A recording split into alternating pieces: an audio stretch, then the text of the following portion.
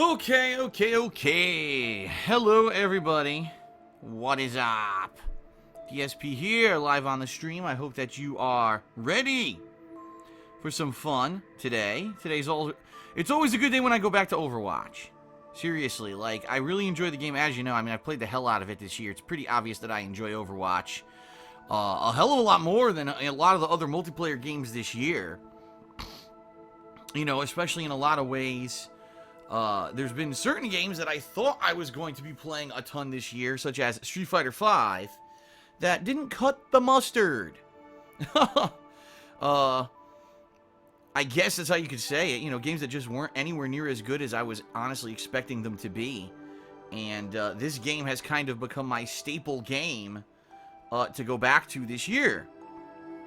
Today we have a lot of fun stuff. We've got the premiere of Sombra. Yes, Sombra. I don't know why I'm saying it like that. But anyway, the premiere of Sombra, a new character, the second actual expansion character for the game. And I'm looking forward to that. I think that that's going to be pretty interesting to see how they implement a character who I've heard from all reports. I've actually heard that Sombra is very unique. Not anything like the other characters, that she's really more of a class character that really has a specific role. Supposedly she's supposed to go after the weaker / support characters on a team and kind of stay away from the tanks and the damage dealers, because she can't really necessarily deal too much damage herself unless she takes advantage and kind of like sneaks up on people. I guess she can become invisible. And that's like her main advantage, is that she can be an invisible character and sneak up on the weaklings, you know, and kind of backstab them, almost like a thief in an RPG, I guess would be the right description, right? Not very strong, but at the same time having a unique use. Okay, so I guess we'll see, because I've never played this character before, so obviously this is all speculation for me. I have no idea, but we're gonna find out. We're gonna find out today. Okay. Now, in addition to Sombra, there's also the release of Arcade Mode, which apparently is either 1v1 or 3v3. I guess the way it works is you don't even get to select your character; it just random selects for you as a mirror match. And if you win a mirror match, you end up kind of unlocking loot boxes. So it's a way to earn up to 3 loot boxes. Oh my god, excuse me. It's a yuck. It's a way to earn up to 3 loot boxes every week for free, you know, without having to actually spend money on the game, which has kind of been one of the detriments of this game, is that if you want to get the loot, you have to spend money. And I think a lot of people have issue with that. You know, they don't want to be spending freaking money just to get some collectibles or whatever. So we'll see. Let's see, you know, I'm going to try that out. And then also, there's been some tweaking of the game, if you're not aware. Apparently, some characters have been made better. Some characters have been made worse. As per what usually happens, whenever one of these expansions come out, they have made some adjustments to make, I think the soldier got a big buff, where he does a little bit more damage, and I guess his shots don't spread as much, so it's easier for him to shoot people from longer range or something, from what I'm to understand.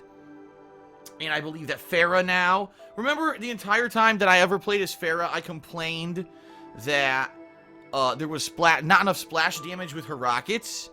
I said it from day one. I said, she's supposed to be a rocket-style character, but her rockets don't really do splash damage at all. It's like you have to be perfect and hit someone like a sniper with a rocket in order to deal damage. And I didn't understand that, because that's not really the point of a rocket, you know?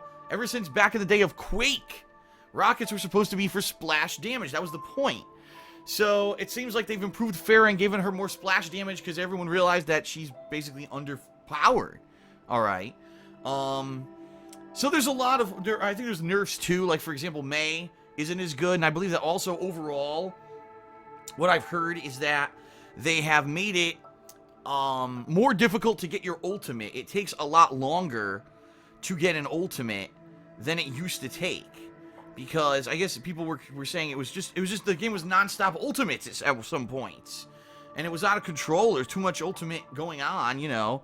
I could kind of understand that. There were some matches where it was like, D.Va was exploding every 2 seconds. Like, what the fuck is this? The whole match is just fucking D.Va mechs exploding. So I kind of get that. I guess we're going to see again firsthand. How did they implement these changes? Did they properly implement these changes? I don't know. We're going to see. We'll see how it goes. Okay. But I'm excited. Every time that they rebalance this game, I like playing it. And that's going to be a fun, you know, it's going to be about 3.5 hours today of gameplay for you. That's all I'm doing for today, by the way. Later today, guess what I'm doing? Errands. Leanna and I are going out and running some errands, doing a little bit of necessary shopping, grocery shopping, and the like. We're actually doing our Thanksgiving week shopping this week, because next week Leanna has to work a lot. Obviously, you know, Black Friday and all of that.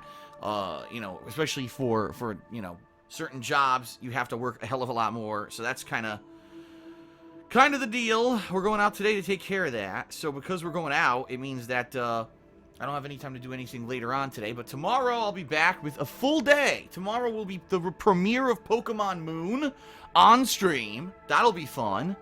And then later in the night, I'll be playing more Watch Dogs 2 off stream. Okay? I've also decided that I will probably stream again on Saturday. More than likely I will. I'll do another session of Pokemon Moon. So for those who like the live streaming, for the next couple of days I will be live streaming. But I think it needs to be said so that everyone kind of understands that there's some major changes coming to my live streaming shortly. For those who aren't aware, I put out a video about this last night. Okay? A very important video about this last night on the King of Hate vlogs. If you haven't seen the video yet, I strongly recommend you head over to the King of Hate vlogs and you check out this video, because a lot is going to change shortly. First of all, there's playthroughs that have been set to private that are now being set to public, including Pokemon Omega Ruby already, and in the future there'll be some more of those. Okay, and I'm not going to be live streaming nearly as much as I have been. All right, now here's the deal. Okay, the deal is this. In 2013, I did 2 critical changes to my business. I went direct capture, and I started live streaming. Okay, in a lot of ways, I think that it was obviously the right choice, because in this day and age, who the hell is going to watch a video game playthrough that is not direct capture? Let's be completely honest here. Probably no one. It's become the standard. No one wants to see a camera pointed at a television anymore. But the live streaming, I never really found a way to properly implement live streaming. Okay?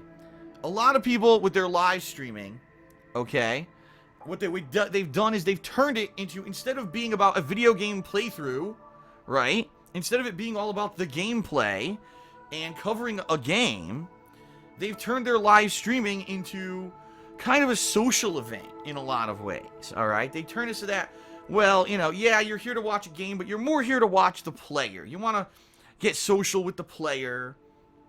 You know, you want to have some kind of an interaction with the player, and it's not really about the game.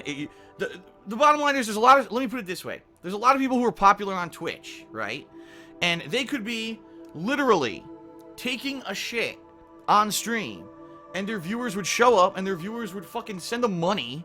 Like, it's that crazy. That's how it's become, is that it's really not about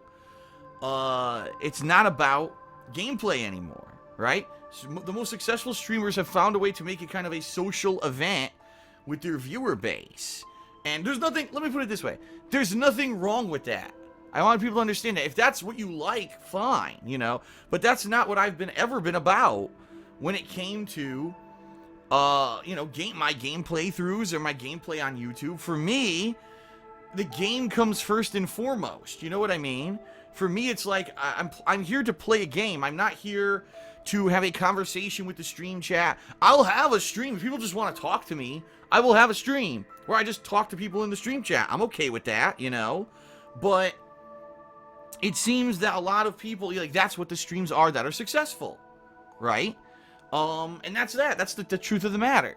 Now, I've never been like that. When I live stream, I'm primarily focused on playing the game, right? I'm not really interacting with my stream chat a lot, okay? And that's very different. It's not right, it's not wrong, it's just different, okay? So, in the 3 years that I've been live streaming, have I ever found kind of a niche to fall into that's going to be super successful with live streaming? Honestly, not really. That's the God's honest truth. No, I really haven't, okay? And, you know, live streaming every day, it's been not necessarily a chore, but it certainly hasn't been the easiest thing to make sure that the stream's up and running, it's set up properly, and there's a pre-stream, and all of that mumbo-jumbo, alright? So what I've decided, and this is directly based off of your feedback, okay, is that I'm not going to be streaming all the time, okay? I'm not. I'm going to be streaming, absolutely, but it's not going to be every single day, alright? It's going to be more based off of what I'm doing in a particular day. So if there's a big high-profile new release, right, then I will live stream. And I probably will live stream maybe 1 to 2 days. It won't just be like one stream. Maybe I'll do like 1 or 2 streams of something, okay? If there's a multiplayer session, for example, today, Overwatch. This is something that as I do it here, that it could certainly lend itself to kind of, what do they call it? What's the word I'm looking for? Reactionary commentary, because there's so much action going on that it makes sense for me to stream something like this because, you know, I'm going to be able to react to the gameplay or whatever. It's not like I need to constantly fill every single moment with some kind of a reaction to what's going on in the game or whatever.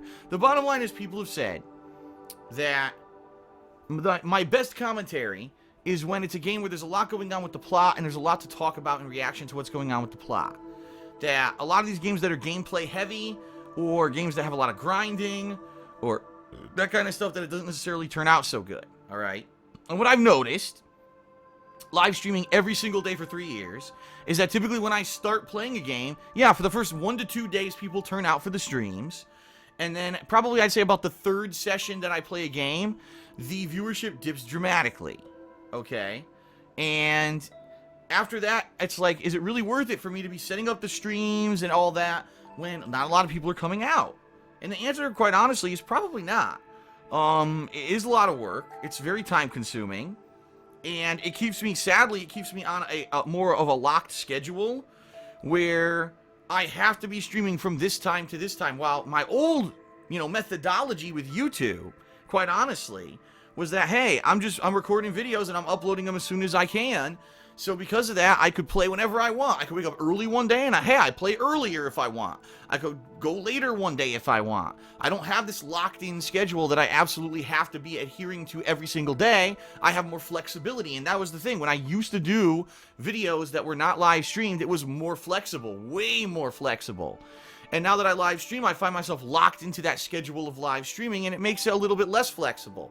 And I think that's good and bad. It's good because I have built up a dedicated viewer base of people who show up for the live streams every day. That's cool. But at the same time, I don't know if it's the right thing to do with my style of video. And I have avoided, in a lot of ways, I've avoided making changes to my live streaming. I'll be honest with you here. The reason I have is because I knew that I had built up this dedicated viewer base of people who were coming out every day to watch me live stream. And I felt that it would be a little disappointing to them if I ever decided to maybe reduce the amount of live streaming that I was doing or whatever, for whatever reason. I didn't want to disappoint this group of a few hundred people who were showing up to every stream that I did. But we got to be realistic here. You know, we got to be, this is a business. It is a hobby. It is something that I enjoy doing for fun, but it's also a business. And being that it is a business, I have to be a realist. And the bottom line is that with the way that things have been going with the business, with the viewership, the way it's been going, I think it makes more sense to not live stream absolutely every single thing that I do, okay? So the way it's going to work is very simple. Multiplayer sessions, you know, premieres of games and things like that. Yes, I will be covering them via live stream. And it will be, you know, every much as, you know, as it's been, it used to be, you know, pre-stream and all that set up. But I'm not going to be live streaming every day. In particular, this week coming up, alright, is going to be a lot different. Because I'm going to be streaming today, Overwatch, tomorrow, Pokemon, and probably Saturday, Pokemon. But outside of that, I don't know how much I'm going to be live streaming at all, if at all, this week. Because this week, the bottom line is you're going to see continuing playthroughs of Pokemon Moon. You're going to see continuing playthrough of Watch Dogs 2. I believe on Tuesday, the new episode of Batman is coming out, episode 4, and I'll do that for sure. Also this week, I'm going to be putting up my Christmas tree. I got Thanksgiving coming up, Black Friday. You know, my girlfriend Leanna has to get to and from the mall, and I've decided that I'm going to drive her. That way she doesn't have to worry about all kinds of crazy stuff getting to and from her job. Okay? And so there's a lot of things coming up that I know I'm not going to be able to maybe adhere to a solid streaming schedule anyway. All right?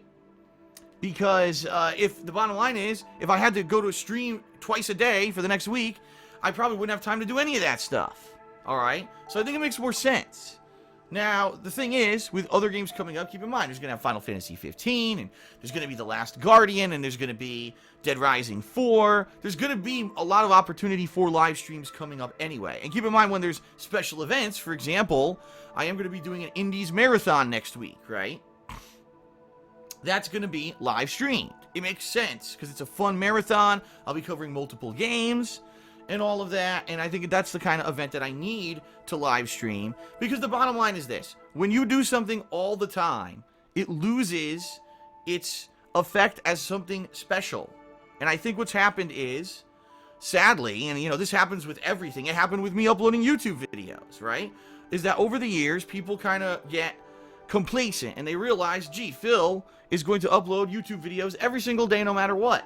So I don't need to check out his videos every day, because I know that he's always going to be there to make YouTube videos, right? You take it for granted. And it's the same thing with live streaming. I know that Phil is going to live stream every single day. He's going to be doing multiple streams someday. So whenever I have an opportunity, I'll check it out. But it's nothing special. It's just something that happens every day. And I think that by reducing the amount that I live stream, that it will significantly not necessarily improve, but it will maybe make people feel that the stream is something different, something special, something that's not commonplace and isn't done all the time, and it may make people come out more. Wow, Phil's doing a live stream, you know, for something special this week. Let's go check that out, right? So I guess we'll see. I guess we'll see what happens, all right? The bottom line is, I'll be honest with everyone, and I know this is maybe the first time I'm actually publicly admitting this. I actually think that I did slightly enjoy the gaming portion of playing a playthrough more when I didn't have the time constraints of having to live stream. It gives me a little bit more flexibility. If all of a sudden after 5 minutes of playing a game I have to piss, I don't have to announce to my stream that I have to go take a piss. I could just stop recording and go take the piss, right? And I don't have to necessarily 100% be on time, and I don't necessarily have to be within this time constraint. It's good, it's liberating. And honestly, I get a little bit more recording done, I think, not having to worry about setting up the stream and stuff like that. But I will be honest with everyone here. I know exactly what's going to happen. I'm going to miss that live reaction that I get when I live stream. Because the bottom line is, when I'm playing a game, right?